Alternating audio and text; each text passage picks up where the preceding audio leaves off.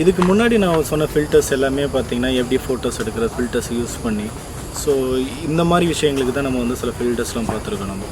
So இன்றைக்கி நம்ம பார்க்க போகிற ஃபில்டர் பேர் வந்து யூவி ஃபில்டர். இந்த யூவி ஃபில்டரோட யூஸ் இதனால் வந்து எப்படிலாம் ஃபோட்டோ எடுக்கலாம் அப்படின்னு யோசிக்கிறீங்கன்னா, அப்படி ஃபோட்டோ எடுக்கிறதுக்காக அது ஆக்சுவலாக கிடையாது. இந்த யூவி ஃபில்டர்ஸ், யூவி ஃபில்டர் எதுக்கு அப்படின்னா உங்களோட லென்ஸை வந்து ப்ரொடெக்ட் பண்ணுறதுக்காக மட்டுமே தான் இந்த யூவி ஃபில்டர்ஸ். மற்றபடி இதில் வந்து பெருசாக இதை வச்சு ஃபோட்டோஸ் எடுக்க முடியுமா அப்படிங்கிறது எனக்கும் தெரியல.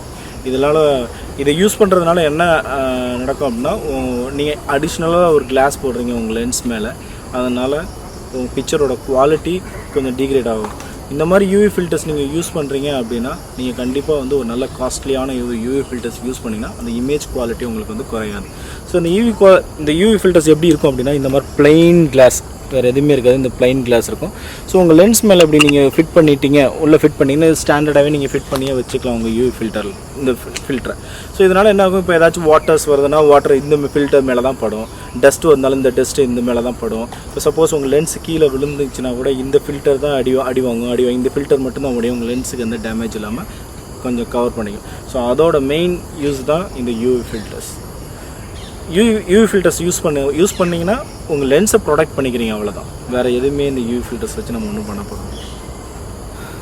இதை தவிர இந்த யூவி ஃபில்டர்ஸில் சொல்கிறதுக்கு ஒன்றும் இல்லை.